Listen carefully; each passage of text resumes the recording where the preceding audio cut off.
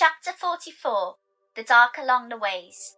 Ran followed Moraine through the pre-dawn darkness to the back hall where Master Gill and the rest of the group were waiting. Matt stayed close to him as if afraid to be alone for a moment. They passed through the kitchen and into the stable yard, trusting Lan's instinct to get them through the pitch black. Loyal grumbled about the lack of light. He's an ogier, not a cat, and Ran could imagine his ears twitching. Gill opened the stable only wide enough to enter single file, then closed it behind them. Rand had to blink to adjust to the light inside, and saw the horses were saddled and waiting. A pack horse had been added, loaded with panniers full of supplies, and a huge stallion waited for Loyal. The ogier insisted his feet had always been good enough, but was ignored. Master Gill showed Rand the bay he was lending him called Red, and he was glad to see the horse didn't have the fire that Cloud had. Matt drew his dun-coloured horse over to Rand and told him that Perrin was making him nervous. He's acting strange. Can Rand see it, or is it his imagination? Rand nodded. He knew it wasn't the dagger talking for once. He felt the same. He reassured Matt that Moraine seemed to know what was going on.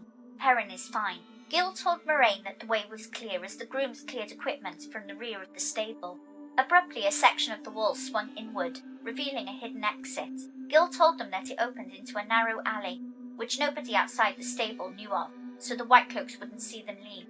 Moraine warned Gill that if he has any problems resulting from his aid, to write to Sheriam Sadai of the Blue Azure in the White Tower, and she will help. She fears her sisters will have a lot to put right for those who have helped. Master Gill laughed and told her, "You've already given me the only rat-free inn in Camelin. What more can I ask for? I can double my custom alone on that. Whatever you're doing, the Queen holds with Tarvalon, so I wish you well. The light illumine you all." Moraine returned his farewell, then told the rest they must hurry if the light is to keep shining on them. Loyal led his horse through the door, paused for a moment, then told them which way they needed to head. Moraine led the rest into the alley, and the hidden stable door was closed behind them. Rand noticed that most of what the pack horse carried were jars of oil and bundles of poles with lanterns on the end. Loyal had said that the ways were darker than dark. Loyal set their course once they reached the streets, which were empty while the city slept. Rand didn't understand how Loyal would be able to find a waygate, and the ogier hadn't been able to explain it well. He would just know. He kept an eye out for Whitecloaks, hoping they kept their sights on the inn and weren't drawn to the noise of the horseshoes on the cobblestones. When they got around the next corner unhindered, they all breathed a sigh of relief. Faint glimmers of dawn shone down and people began emerging from their homes, but only a handful even glanced their way. One man who caught a good look at Loyal stumbled in shock and ran off with a strangled cry, but most only saw a tall man leading his horse. Rand knew as the sun rose that the streets would fill and more people would see the ogier. In good time, though, Loyal drew them outside a shop and told them that the waygate was underneath. Matt asked incredulously how they could get to it, but Moraine cut him off, raising her hand. She motioned them to follow as she led them to an alleyway beside the shop. She muttered about a cellar door. Then when she found it, a ball of light manifested in the palm of her hand. The door had an iron lock, encrusted in old rust, which Loyal said he could pull off, but it would make too much noise.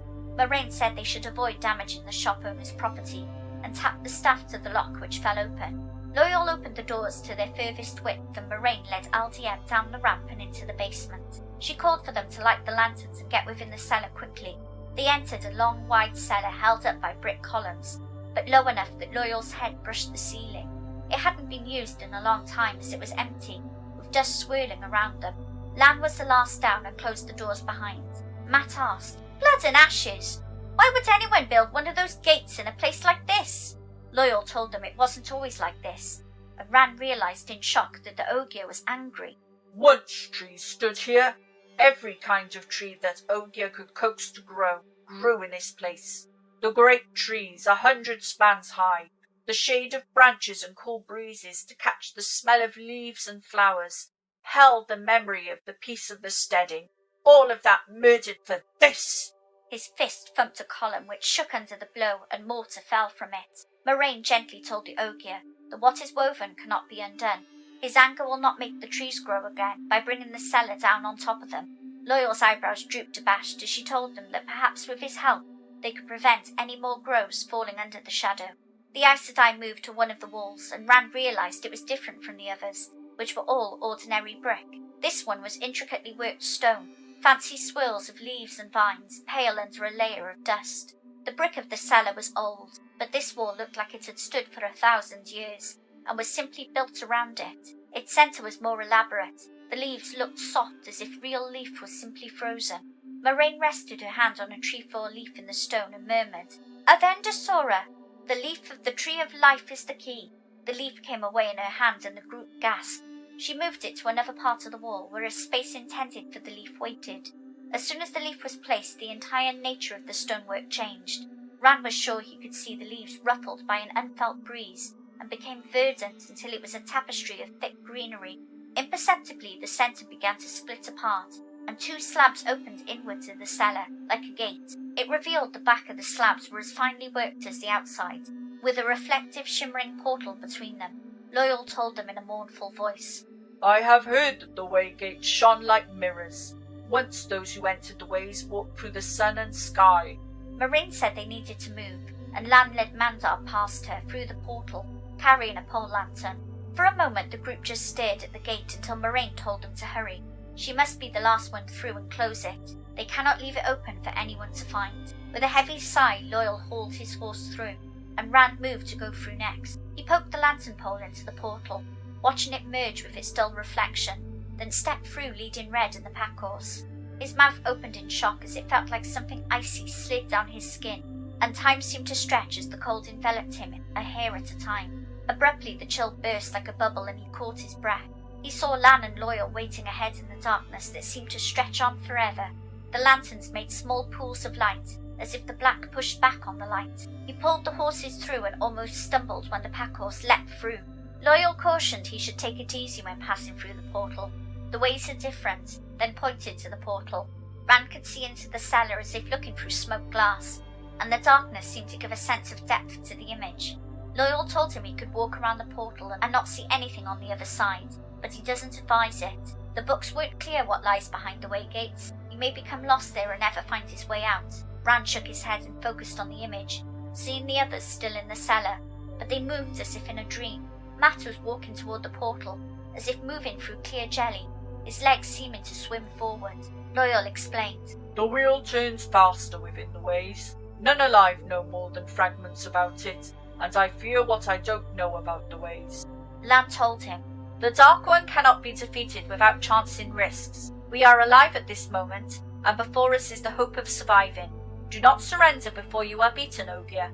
Loyal told the warder that he wouldn't be so confident if he'd ever been in the ways before. He's seen Ogier who have and managed to come out. If Lan had seen them, he wouldn't talk so. Matt stepped through and regained normal speed to Rand's perspective, but almost went sprawling when his horse jumped through. Moraine was the last to leave the cellar, her hand moving in a dreamlike quality to replace the Avendosora leaf to its original place. She came through the portal as the gates slowly closed behind her. Rand was pressed between a wide-eyed Egwene and Perrin, who made no move to break the human contact that gave them comfort. Even the horses were trying to press close to each other. Moraine prompted Loyal to find their path, as everyone mounted up, and he pointed to a white strip on the pitted stone that had once been smooth. He told them it leads to the first guiding, as he scrambled to his saddle, and was still so large in comparison to his horse that his feet had reached the animal's knees. He led the way, following the line, Lan and Moraine on either side. The others followed as closely as they could, the light of the lanterns stopping only 10 paces away, when they could have filled rooms. Even the sound of the horses' hooves seemed to stop at that invisible border. Rand's hand kept drifting to his sword despite there not being any physical threat. Touching it helped him remember Tam's teachings, and for a little while he sought comfort within the void. Then the oppressive weight of the dark would press in on him, and he would lose the void until he gripped the sword again to restart the process. Loyal announced that they'd reached the first guiding, which Moraine said was written in Ogier script, but it's so broken she can barely make it out. Loyal said he couldn't either, but he saw enough to know their direction. The light let Rand see stone-walled bridges arcing off into the darkness, with ramps leading to them with no railings to stop them from falling. Between the bridges and ramps were a stone balustrade, as if in that spot there was a chance of falling. Loyal led them to the first bridge of their path, and Rand wondered what held it up, and was not reassured by the sound of hooves dislodging flakes of stone. The entire thing was pockmarked as if a rain of acid had fallen, and the guard wall didn't look any better. At the end of the bridge it looked like they were on a flat-topped hill that Loyal called an island. There was another guiding in the middle that led Loyal to lead them up a new ramp. They climbed upward to another island which seemed to be above the previous one, and Rand gave up trying to work out how that could be.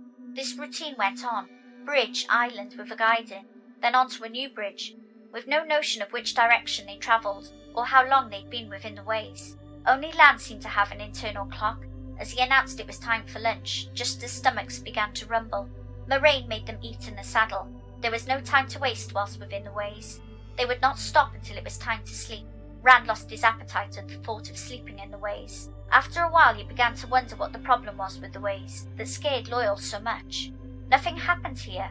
The silence broke when Loyal grunted, and when they looked forward, they saw the bridge they were halfway across ended in an abyss. Thanks for listening. Please like, share and subscribe and help get a new channel off the ground. Thank you.